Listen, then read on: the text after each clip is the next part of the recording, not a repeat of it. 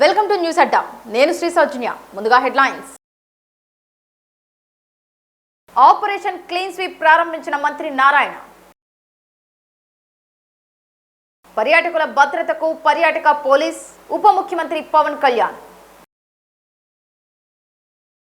తండ్రి మరణంపై అనుమానాలుంటే అప్పటి నుంచి ఏం చేశారు? వైకపా అధినేత జగన్ పై సోమిరెడ్డి చంద్రమోహన్ రెడ్డి ధ్వజం.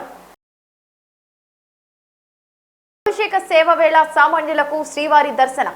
వేసవి సెలవుల రద్దీ దృష్ట్యా తీతిదే చర్యలు. పెద్ద ఆలయాలకు పిఎన్జి కనెక్షన్లు తప్పనిసరి. పౌర సరఫరాల శాఖ మంత్రి నాదెండ్ల మనోహర్. రాజ్యసభ సీటును అమ్మేసిన ఆప్, హర్భజన్ కీలక ఆరోపణలు. కట్టుదిట్టంగా రీనీట్ నిర్వహిస్తాం, మంత్రి ధర్మేంద్ర ప్రధాన్. కోర్టుకు కాదు, బిఎస్ఎఫ్ కు అప్పగించండి, సువేందు. $3 ట్రిలియన్ ఆర్థిక వ్యవస్థే లక్ష్యం. బ్యాంకర్ల సమావేశంలో డిప్యూటీ సీఎం భట్టి విక్రమార్క. రికార్డుల మంత్రివర్గం విస్తరణలో భాగంగా మరో 23 మంది ప్రమాణ స్వీకారం. వివరాల్లోకి వెళ్తే, రాష్ట్ర వ్యాప్తంగా అన్ని మున్సిపాలిటీల్లో ఆపరేషన్ క్లీన్ స్వీప్ కార్యక్రమం ప్రారంభమైంది. మున్సిపాలిటీలను పూర్తి స్థాయిలో పరిశుభ్రంగా మార్చడమే లక్ష్యంగా 4 వారాల పాటు జరిగే కార్యక్రమాన్ని విజయవాడలో మంత్రి నారాయణ ప్రారంభించారు. పారిశుద్ధ్య కార్మికులతో కలిసి రోడ్లు ఊడ్చి, డివైడర్కు పెయింటింగ్ వేసి మొక్కలు నాటారు. అన్నా క్యాంటీన్లు ప్రజలతో కలిసి అల్పాహారం తీసుకున్నారు. ప్రజలు స్వచ్ఛంద సంస్థల భాగస్వామ్యంతో ఆపరేషన్ క్లీన్ స్వీప్ కార్యక్రమం నిర్వహిస్తున్నామని మంత్రి నారాయణ వెల్లడించారు. మొదటి వారంలో రోడ్లు, పబ్లిక్ ప్లేస్లు క్లీన్ చేయడం, 2వ వారం కాలువలు, 3వ వారంలో ఇళ్లు, షాపుల వద్ద చెత్తను వేరు చేసేలా అవగాహన కల్పించాలని సూచించారు. 4వ వారం పబ్లిక్ టాయిలెట్స్ క్లీనింగ్ చేసేలా కార్యక్రమం నిర్వహించనున్నట్లు చెప్పారు. పారిశుద్ధ్యం బాగుండాలంటే ప్రజల భాగస్వామ్యం తప్పనిసరి అని తెలిపారు. అన్ని వర్గాల ప్రజలు ఈ 4 వారాల కార్యక్రమంలో పాల్గొనాలని మంత్రి నారాయణ పిలుపునిచ్చారు.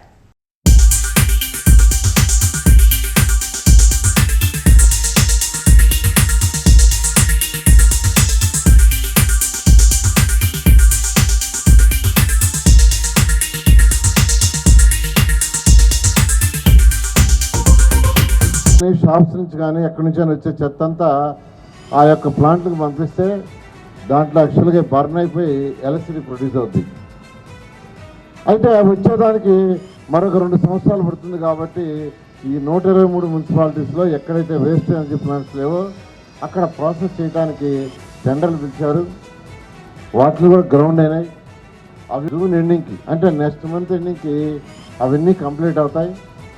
మన ఇళ్లలో నుంచి కానీ, షాప్స్ నుంచి కానీ, లేదా హాస్పిటల్స్, స్కూల్స్ నుంచి చెత్తంతా తీసుకుని దాంట్లో వేస్తే అక్కడ ప్రాసెస్ చేసి ఏ రోజుకి ఆ రోజు ప్రాసెస్ చేసి క్లీన్ చేస్తారు. అంటే మళ్ళీ డంప్ యార్డ్స్ ఉండవు. ఈ రాష్ట్రంలో డంప్ యార్డ్స్ ఉండకూడదని గవర్నర్ ముఖ్యమంత్రి గారు చాలా క్లియర్గా చెప్పారు. ఆ విధంగా ఈరోజు మున్సిపల్ శాఖ చేస్తుంది. అయితే నేను అందరినీ అపీల్ చేసేది, రిక్వెస్ట్ చేసేది ఒకటే,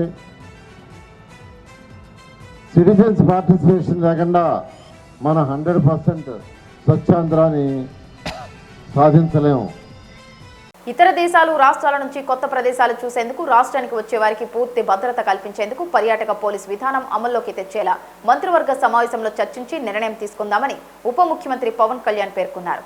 పర్యాటకులతో పాటు దేవాలయాలను దర్శించడానికి వచ్చే భక్తులకు భద్రత కల్పించాలి అన్నదే తన ఆకాంక్ష అని పేర్కొన్నారు. దీనివల్ల రాష్ట్రంలో 50,000 మంది యువతకు ఉపాధి లభించడంతో పాటు ఆంధ్రప్రదేశ్లో పూర్తి భద్రత ఉంటుందని గుర్తింపు జాతీయ స్థాయిలో దక్కుతుందన్నారు.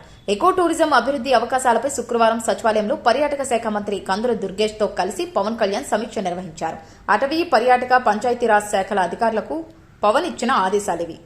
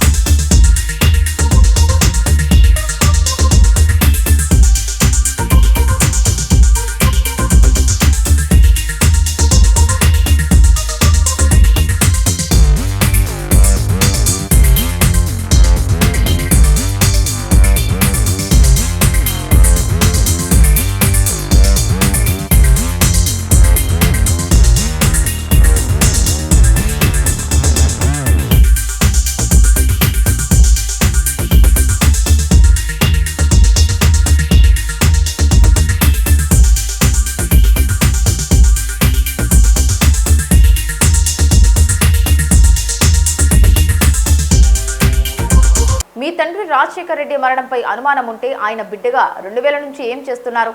మీ చిన్నాన్న వివేకానంద రెడ్డి హత్యకు గురైతే హంతకుల్ని ఎందుకు పట్టుకోలేదు? 5 ఏళ్లు సీఎంగా వెలగబెట్టినప్పుడు ఎందుకు మౌనంగా ఉన్నారు అని వైకాపా అధినేత జగన్ను సర్వేపల్లి ఎమ్మెల్యే సోమిరెడ్డి చంద్రమోహన్ రెడ్డి నిలదీశారు. తన తండ్రిని చంపిన వారిని చట్ట ప్రకారం శిక్షించాలని పులివెందుల నుంచి ఢిల్లీ వరకు వివేక కుమార్తె సునీత న్యాయ పోరాటం చేస్తూ పులివెందుల పులి అనిపించుకుంటే ఏమీ చేయకుండా జగన్ పిల్లిలా మిగిలారని దుయ్యబట్టారు.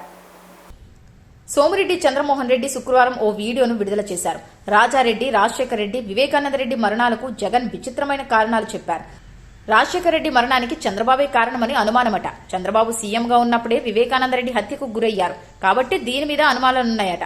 ఇంకా నయం, వాళ్ల నాయనమ్మ జేజమ్మల మరణాలన్నీ చంద్రబాబుపై రుద్దలేదు అని సోమిరెడ్డి ఎద్దేవా చేశారు. ఉమ్మడి రాష్ట్రానికి సీఎంగా ఉన్న రాజశేఖర్ రెడ్డి చనిపోయిన హెలికాప్టర్ దుర్ఘటనపై కేంద్రంలోని కాంగ్రెస్ ప్రభుత్వం సీబీఐతో విచారణ చేయించింది. ఇది ప్రమాదమేనని సీబీఐ తేల్చింది. అప్పట్లో ప్రతిపక్షంలో ఉన్న చంద్రబాబు సీబీఐను మేనేజ్ చేయగలరా? అసలేం మాట్లాడుతున్నారో జగన్కు అర్థమవుతోందా? 17 ఏళ్ల తర్వాత ఇప్పుడు ఆయన తండ్రి చావుకు చంద్రబాబు కారణమని ప్రజల్లో అనుమానాలు రేకెత్తించేందుకు జగన్ ప్రయత్నిస్తున్నారు. ఆయన దుర్మార్గాల్ని రాష్ట్ర ప్రజలు గమనిస్తూనే ఉన్నారు అని సోమిరెడ్డి దుయ్యబట్టారు. వైసీపీ అధ్యక్షులు YS Jaganmohan Reddy statement press conference చూశా. నిన్నటి నుంచి నాకు అసలు అర్థం కాలే. అయితే ఆయన ఒక మాట చెప్పాడు. వాళ్ళ పెనుతండ్రి, వాళ్ళ తండ్రి, వాళ్ళ తాత వాళ్ళందరూ చనిపోయేదానికి ఎవరు కారణం అన్నాడు. ఆఖరణ వాళ్ళ తండ్రి హెలికాప్టర్లో యాక్సిడెంట్లో చనిపోయిన దానికి వెనక్కి చంద్రబాబు అని చెప్పేసి చంద్రబాబు నాయుడు గారు అన్నారు. ఆయనే అనుమానం అన్నాడు. వాళ్ళ పినతండ్రి చంద్రబాబు నాయుడు గారు ముఖ్యమంత్రిగా ఉన్నప్పుడు చనిపోయినాడు, దాని మీద అనుమానం అన్నాడు. అయితే ఒక్కటి నాకు అర్థం కాంది, వాళ్ళ తాత మాట గురించి కూడా చెప్పాడు. కానీ వాళ్ళ నాయనమ్మ, వాళ్ళ జేజమ్మ ఎటు చనిపోయినారు, కానీ అది మాత్రం చంద్రబాబు నాయుడు మీద రుద్దలే. అంతవరకు ఎగ్జామ్షన్ ఇచ్చినాడు. నేను ఒక మాట అడుగుతుండా, రాజశేఖర్ రెడ్డి గారు ముఖ్యమంత్రిగా యాక్సిడెంట్లో చనిపోతే చంద్రబాబు నాయుడు గారు, నేను కూడా ఉన్నా కాన్వాయ్లో, ఆయన అంత్యక్రియలు చూడాలని పోతే మధ్యలో అంతరాయం కలిగి వెనక్కి వచ్చాం. ఆయన తపన చూసాం, ఎందుకంటే ఆయన పాత స్నేహితుడు. ఆ రోజు ఆయన కాంగ్రెస్ చీఫ్ మినిస్టర్, కాంగ్రెస్ ప్రభుత్వం వెంటనే ఆయనకు అత్యంత ఆప్తుడైన రోసే గారు ముఖ్యమంత్రి బాధ్యతలు చేపట్టారు.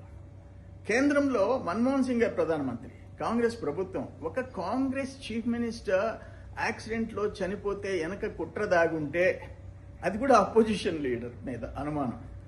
అంటే రాష్ట్రంలో కాంగ్రెస్ ప్రభుత్వం, కేంద్రంలో కాంగ్రెస్ ప్రభుత్వం. ఆఖరణ రోసే గారు తన మిత్రుడు యాక్సిడెంట్ గురించి సిబిఐ వెయ్యాలని చెప్పి కేంద్రానికి రాసి సిబిఐ ఎంక్వైరీ వేయించారు. సిబిఐ టోటల్గా ఎంక్వైరీ చేసి యాక్సిడెంటే ఇది కారణము, ఈ చావుకి యాక్సిడెంటే కారణమని రిపోర్ట్ ఇచ్చింది. అంటే సిబిఐని కూడా చంద్రబాబు నాయుడు గారు, అంటే రాష్ట్రంలో కేంద్రంలో కాంగ్రెస్ ముఖ్యమంత్రి ప్రధానమంత్రులు ఉంటే, కాంగ్రెస్ ప్రభుత్వాలు ఉంటే, ప్రతిపక్షంలో కూర్చున్న చంద్రబాబు నాయుడు గారు సిబిఐని కూడా మేనేజ్ చేసి రిపోర్ట్ ఇప్పించాడా? ఏం మాట్లాడుతున్నారు మీరు అంటున్నా నేను ఇంకొకటి అడుగుతుండా. సోషల్ మీడియాలో ఒక క్యాట్, పిల్లి మీదకి వాళ్ళ మదర్ క్యాట్, ఫాదర్ క్యాట్ మీదకి ఏదైనా అదర్ ఎనిమల్స్ చూస్తే తిరగబడింది సోషల్ మీడియాలో చూశాను. నేను అడుగుతున్నాను, మీ తండ్రి 2009లో ఆయన యాక్సిడెంట్కి వెనకెవరో ఉండారు, కుట్రలు కుతంత్రాలు అని అంటే నువ్వేం చేస్తున్నావు? నువ్వు ముఖ్యమంత్రి అయిన తర్వాత 5 ఏళ్ళు ఏం చేసావు? ఎందుకు గాజులు తొడుక్కొని మూల కూర్చున్నావు? ఎందుకు సైలెంట్గా ఉండవు? మీ చెల్లెలు సునీతమ్మ వాళ్ళ తండ్రి వివేకానంద రెడ్డి హత్య గురైనాడు, నో డౌట్. ఆయన హత్య జరిగిన కొద్ది నెలకి తమరు ముఖ్యమంత్రి అయినారు. 5 ఏళ్ళు చీఫ్ మినిస్టర్. మీ చిన్నాన్న చనిపోయిన తర్వాత, హత్య గురైన తర్వాత ఏం చేస్తున్నా? ఎందుకు హంతకులను సరిగా తేల్చలేకపోయినా? ఎందుకు మీ చెల్లెలు వాళ్ళ తండ్రి చనిపోతే విరోచితంగా పోరాడుతుంది, రాష్ట్రం, కేంద్రం, సుప్రీంకోర్టు దాకా పోరాడుతుంది. పులివెందుల పులి అనిపించుకుంది. నువ్వు పులివెందుల పిల్లివే? ఆ క్యాట్ మేలో అంటున్నా నేను. సోషల్ మీడియాలో ఉండే క్యాట్ నీకంటే పౌరుషంగా ఎదుర్కొంది వాళ్ళ పేరెంట్ క్యాట్స్ని ప్రొటెక్ట్ చేసేదానికి. సునీతమ్మ పోరాడింది, సుప్రీంకోర్టు దాకా పోరాడుతూనే ఉంది. ఈ రోజుకి కాంప్రమైజ్ కాలా. బట్ తమరేం చేశారు? ఏమన్నా అర్థం ఉందంటయ్యా నువ్వు మాట్లాడే మాటలకి? ఆయన కంప్లీట్ పాదసారథిరెడ్డి చరిత్ర అంతా చెప్పాడు. పాదసారథిరెడ్డి కడప, పులివెందుల, మీ తండ్రులు, తల్లులు, మీ తాతలు, ముత్తాతలు బ్యాక్గ్రౌండ్ అంతా చెప్పాడు. మాకైతే అంత దూరం తెలియదు కదా, మేము విన్నాం. ఇప్పటికీ ప్రథమ సాక్షి మీ తాతలు, ముత్తాతల దగ్గర నుంచి, మీ తండ్రి దగ్గర నుంచి జరిగిన ఘోరాలు, నేరాలు విషయంలో పాదసారథిరెడ్డి ఒక్కడే పర్ఫెక్ట్గా ప్రజల ముందు చెప్పగలిగినాడు. ఇది జగన్మోహన్ రెడ్డి, నువ్వు ఎన్నైనా అనుకొని నువ్వు రాజశేఖర రెడ్డి టైంలో, మీ తండ్రి టైంలో చేసిన కరప్షన్, నిన్న నువ్వు చీఫ్ మినిస్టర్ అయిన తర్వాత ఎక్సైజ్లో 30,000 మంది నీకు ఓట్లు వేసిన వాళ్ళు చనిపోయినారయ్యా. 30,000 మంది, లక్షల మంది పడకలెక్కారయ్యా. ఇవన్నీ పక్కన పెడతాం. 2009, 26, 17 ఏళ్ల తర్వాత మా తండ్రి చావుకి చంద్రబాబు నాయుడు కారణం అని చెప్పేసి అనుమానాలు ప్రజల్లో రేకెత్తించడానికి నువ్వు ప్రయత్నం చేయటం చాలా ఘోరం.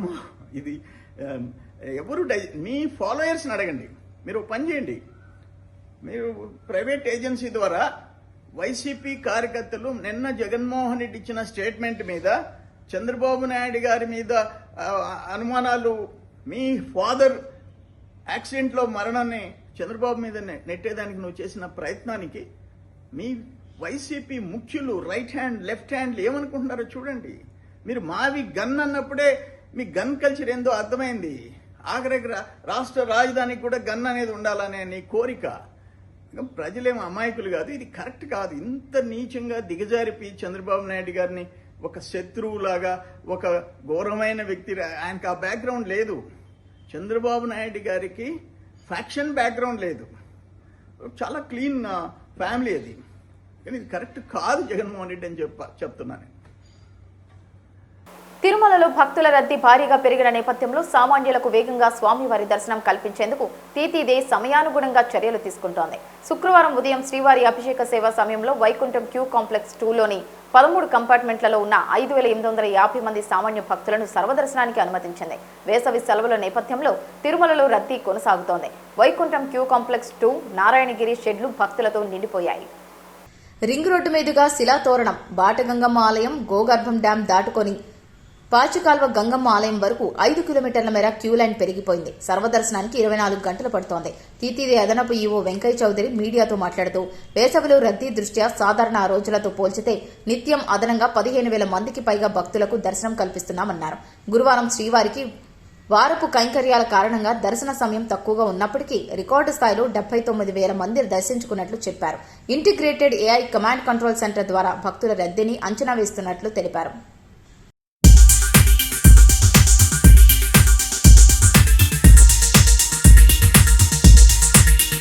అన్నదానం జరిగే పెద్ద ఆలయాలకు పీఎన్జీ కనెక్షన్లు తప్పనిసరిగా ఉండాలని పౌర సరఫరాల శాఖ మంత్రి నాదెండ్ల మనోహర్ తెలిపారు.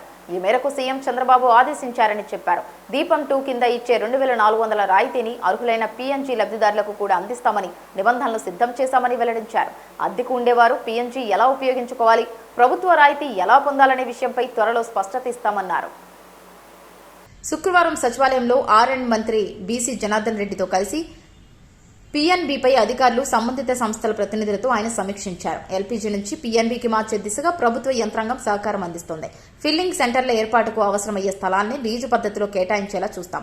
ఐటీఐ, పాలిటెక్నిక్ కళాశాలలు, ఇతర నైపుణ్య సంస్థల్లోని యువతకు పీఎన్బీ గ్యాస్ టెక్నికల్ స్కిల్స్ పై సంబంధిత సంస్థలు శిక్షణ ఇవ్వాలి. ప్రతి జిల్లా నుంచి 15 రోజులకు ఒక బ్యాచ్ తీసుకుని వారికి ఉచిత వసతి, భోజనం, ఉపకార వేతనం అందించి నైపుణ్యాలు నేర్పించాలి.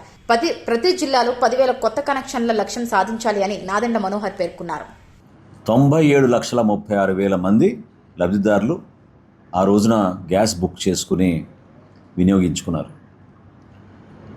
764 కోట్ల రూపాయలు వాళ్ళ ఖాతాలోకి జమ చేశాం.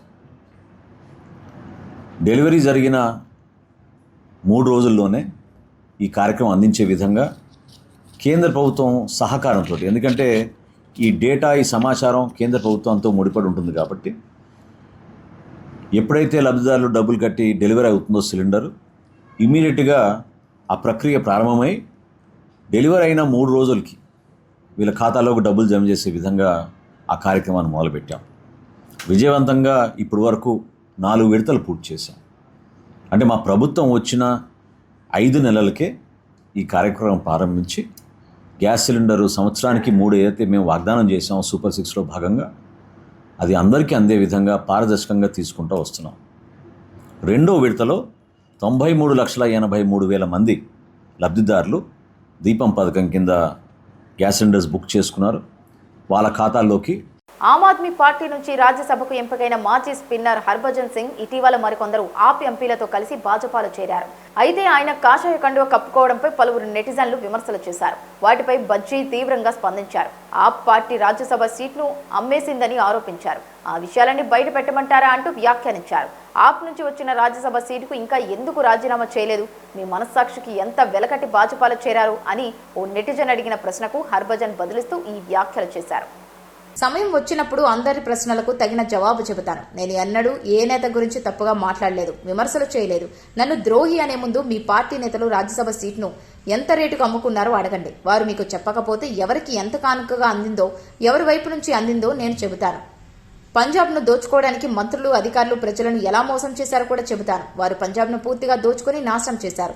మీ నాయకుడికి రాష్ట్రంపై 1% ప్రేమ ఉంటే బాగుండేది అని హర్భజన్ పేర్కొన్నారు. నీట్ 2026 పరీక్షలో అక్రమాలు జరిగినట్టు గుర్తించాక ప్రభుత్వం కఠిన నిర్ణయాలు తీసుకోక తప్పలేదని కేంద్ర విద్యాశాఖ మంత్రి ధర్మేంద్ర ప్రధాన్ అన్నారు. అర్హత కలిగిన ఏ ఒక్క విద్యార్థి పరీక్ష మాఫియా ఆగడాల కారణంగా సీటు కోల్పోకూడదనే దృఢ నిశ్చయంతో అధికారులు ఈ నిర్ణయాలు తీసుకున్నారని ఆయన స్పష్టం చేశారు. ఈ వివాదానికి సంబంధించి మేము విమర్శలను, సవాళ్లను ఎదుర్కొంటున్నాం. నేనది అంగీకరిస్తున్నాను. వ్యవస్థను బాగుపరచడం మా బాధ్యత. సమస్య పట్ల కళ్లు మూసుకొని ఎటో చూడటం మా పని కాదు. వచ్చే నెల 21న తిరిగి నిర్వహించనున్న నీట్ పరీక్షలో తప్పిదాలకు 100% ఆస్కారం లేకుండా చూసేందుకు మా ప్రభుత్వం కృతనిశ్చయంతో ఉంది అని ఆయన అన్నారు. శుక్రవారం జరిగిన జాగరణ్ భారత్ విద్యా సదస్సులో ఆయన ప్రసంగించారు. దాదాపు 22 లక్షల మంది విద్యార్థులు వైద్య విద్య ప్రవేశ పరీక్షకు సంబంధించిన వివాదం కారణంగా మానసిక క్షోభను అనుభవించారు. వ్యవస్థను బాగు చేయడానికి ప్రభుత్వం కంకణబద్దమై ఉంది అని మంత్రి పేర్కొన్నారు. రద్దయిన నీట్ పరీక్ష ఫీజును తిరిగి పొందేందుకు అభ్యర్థులు ఈ నెల 27 వరకు ప్రత్యేక పోర్టల్ ద్వారా బ్యాంక్ వివరాలు సమర్పించాలని అధికారులు తెలిపారు. అక్రమంగా రాష్ట్రంలో నివాసం ఉంటున్న బంగ్లాదేశీయులను న్యాయస్థానాల ముందు నిలబెట్టొద్దని, వారిని నేరుగా BSF కు అప్పగించాలంటూ పశ్చిమ బెంగాల్ సీఎం సువేందు అధికారి కీలక వ్యాఖ్యలు చేశారు. నేను పోలీసులకు, రైల్వే రక్షణ దళం అధికారులకు స్పష్టమైన ఆదేశాలు ఇచ్చాను. పౌరసత్వ సవరణ చట్టం పరిధిలోకి రాని ఏ చట్టవిరుద్ధ బంగ్లాదేశ్ చొరబాటుదారునైనా ఇకపై కోర్టులకు తరలించొద్దు. వారికి సరైన ఆహారం, సంరక్షణ అందించిన తర్వాత నేరుగా BSF సరిహద్దు అవుట్ పోస్టుకు తీసుకెళ్లి అప్పగించాలి అని పేర్కొన్నారు. అక్రమ చొరబాటుదారులను గుర్తించి తొలగించి దేశం నుంచి పంపేయాలన్న కేంద్ర హోంశాఖ మంత్రి అమిత్ షా ఆదేశాల అమలు ప్రారంభమైందని చెప్పారు. రాష్ట్ర ఆర్థిక వ్యవస్థను 2047 నాటికి $3 ట్రిలియన్ స్థాయికి పెంచాలనే కృతనిశ్చయంతో ప్రజా ప్రభుత్వం పనిచేస్తోందని డిప్యూటీ సీఎం భట్టి విక్రమార్క తెలిపారు. విద్యార్థుల చదువుకు బ్యాంకులు ఇచ్చే రుణాలు వారి భవిష్యత్తుపై పెట్టే పెట్టుబడుల వంటివని తెలిపారు. మహిళా ఆర్థిక సాధికారత కోసం స్వయం సహాయక సంఘాల వడ్డీ లేని రుణాలు 5 లక్షల నుంచి 10 లక్షల రూపాయలకు పెంచుతున్నామన్నారు. ఈ సంవత్సరం హైదరాబాద్ నగరంలో మహిళా సంఘాలకు రుణ పంపిణీపై దృష్టి సారిస్తామని ఆయన తెలిపారు. శుక్రవారం ప్రజాభవన్లో జరిగిన రాష్ట్ర స్థాయి బ్యాంకర్ల సమావేశంలో మంత్రి తుమ్మల నాగేశ్వరరావుతో కలిసి ఆయన వార్షిక రుణ ప్రణాళికను విడుదల చేశారు. ఈ సందర్భంగా భట్టి మాట్లాడుతూ రాష్ట్రంలో బ్యాంకుల మొత్తం డిపాజిట్లు దాదాపు 9.43 లక్షల కోట్లకు, అడ్వాన్సులు 12.3 లక్షల కోట్లకు చేరుకోవడం గొప్ప విషయం. 1,65,297 కోట్ల లక్ష్యానికి మించి 1,68,400 కోట్ల వ్యవసాయ రుణాలుగా పంపిణీ చేయడం అభినందనీయం. బ్యాంకులు, సూక్ష్మ, చిన్న తరహా పరిశ్రమలు, మహిళా, దళిత, గిరిజన యువ పారిశ్రామికవేత్తలకు రుణాల పంపిణీపై బ్యాంకులు మరింత దృష్టి పెట్టాలి. విద్యార్థులకు ఇచ్చే రుణాల విషయంలో బ్యాంకులు మరింత సానుకూల దృక్పథంతో ముందుకు రావాలి. ప్రజల డబ్బంతా బ్యాంకులకే చేరుతున్నందున ఆయా రంగాల అభివృద్ధిని ఆకాంక్షించి బ్యాంకులు వ్యూహాత్మకంగా రుణాలివ్వాలి అని ఉప ముఖ్యమంత్రి స్పష్టం చేశారు. మంత్రి తుమ్మల మాట్లాడుతూ దాదాపు 21,000 కోట్ల రైతు రుణమాఫీతో బ్యాంకుల రికవరీలు మెరుగై గ్రామీణ రుణాల పంపిణీ పెరిగిందన్నారు. బ్యాంకులు రైతులకు పెట్టుబడి రుణాల మంజూరులో ఆలస్యం చేయొద్దని సూచించారు.